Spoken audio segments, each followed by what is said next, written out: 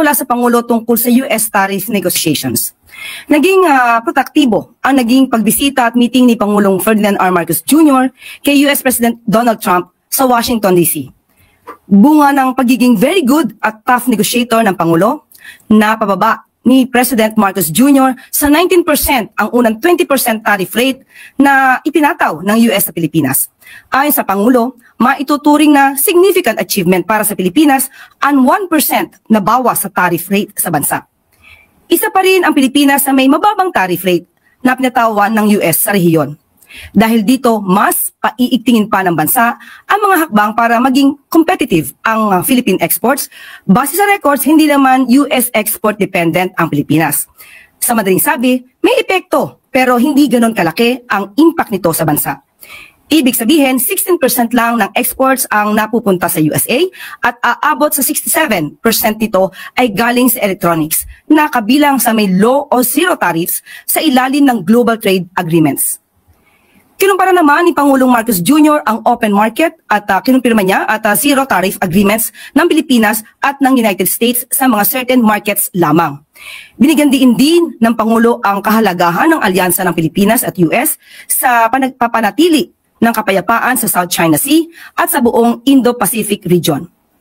Pinuri naman ni US President Trump ang liderato ni Pangulong Marcos Jr. na tinawag niyang very good and tough negotiator. Nga po, sir. May katanungan po muna dito galing kay Tristan Nodalo ng Newswatch. Comment po sa statement ni VP Sara Duterte na nagpalala ang lack of preparedness ng Marcos administration sa nararanasan ngayong problema ng pagbaha. Unang-una po ay hindi naman po talaga malalaman marahil ni Vice Presidente kung ano po ang pag-prepare ng administrasyon patungkol po dito sa Bagyong Krising dahil wala po siya sa bansa at nagbabakasyon siya sa The Hague. At dahil mga pagpupulong na ito na kasama po bago po umalis ang Pangulong Marcos papuntang US, hindi po rin niya ito malamang nakita at nabalitaan. At muli, wala po ang kanyang presensya sa Pilipinas para husgahan kung ano man ang naging trabaho ng Pangulo at ng administrasyon at ng mga concerned agencies patungkol po dito sa Bagyong Krising. Unang-una po, naiulat na po natin kahapon ang mga ginawa at naging accomplishments po ng ibang mga concerned agencies katulad po ng DSWD, DOTR, at pati po yung Philippine Coast Guard ay nagbigay na rin po ng libreng sakay. Maliban po sa DOTR na nagbigay din po ng libreng sakay sa MRT, LRT, at yun po ay direktiba ng Pangulong Marcos Jr. At kasama rin po dyan yung paghahanda mismo po para po sa food packs na ibibigay natin sa ating mga kababayan na naapektuhan ng Bagyong Krising. So, muli, hindi po maiiwasan ni Vice Presidente na mamintas dahil wala po siya sa Pilipinas at hindi po niya nakikita kung ano ang ginagawa ng gobyerno para sa taong bayan. Pangalawa pong katanungan. Nasabi rin po ng Vice Presidente, mula din po to kay Tristan Nodalo, ipunin po natin lahat tapos i-deliver po natin sa Malacanang para po may mainom siya.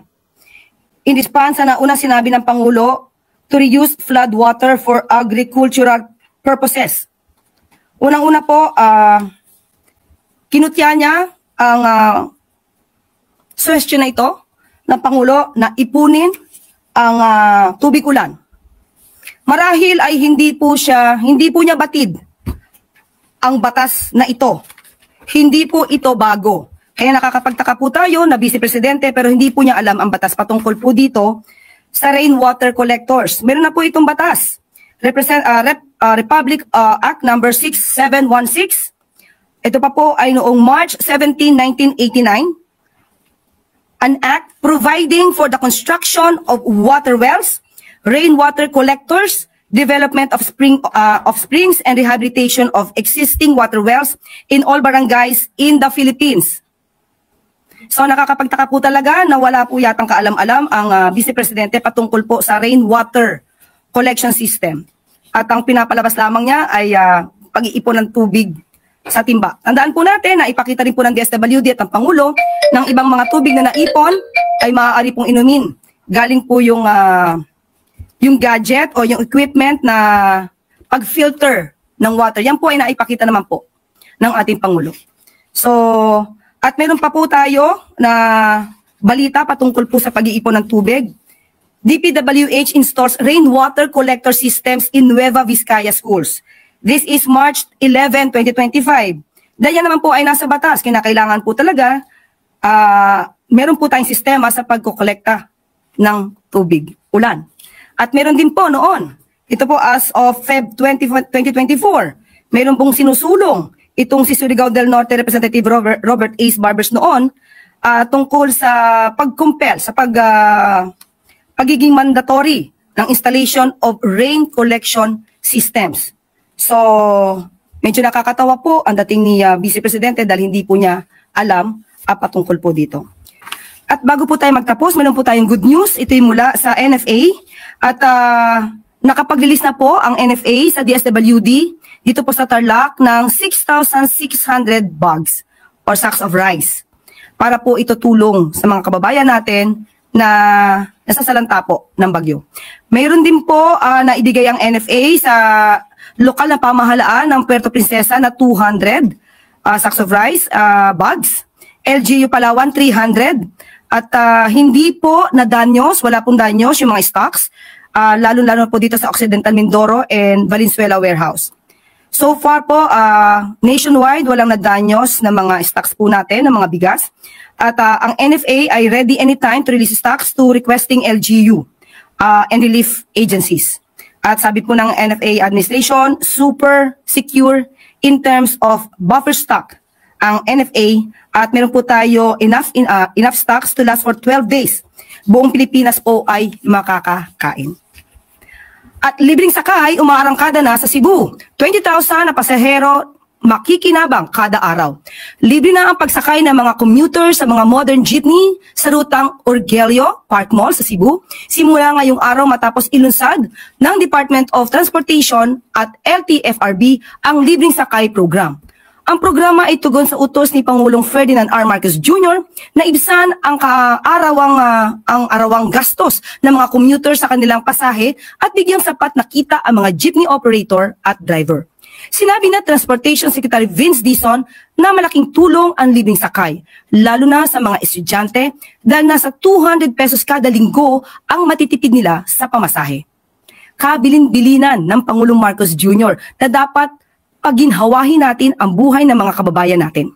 Ang libreng sakay program dito sa Cebu ay isang paraan ng pamahalaan na makatipid sa kanilang araw-araw na gastusin at magamit ang matitipid sa ibang bagay gaya ng pagkain o gamot ng ating mga kababayan. Ani ito ni Secretary Dizon.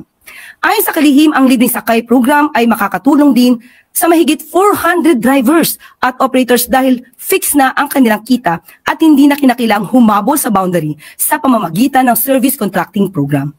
Nasa 125 million pesos ang inalaang budget para sa libreng sakay sa loob ng isang taon para sa ruta ng Orgelio Park Mall kung saan nasa 20,000 na pasahero ang sumasakay kada araw.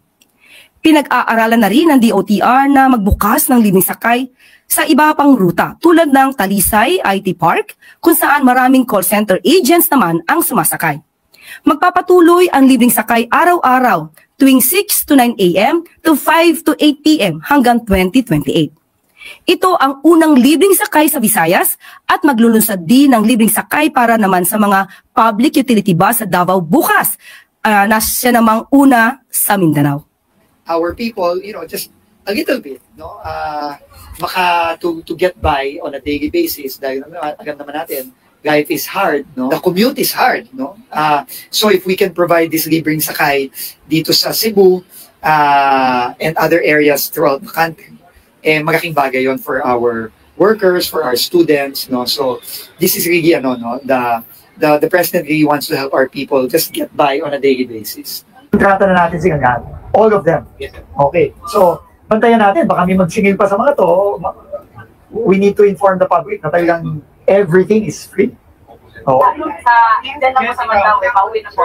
Ako, yan, bakit? Night shift ka? Wow, bro. At dito na po nagtatapos ang ating press briefing. Magandang araw para sa bagong Pilipinas.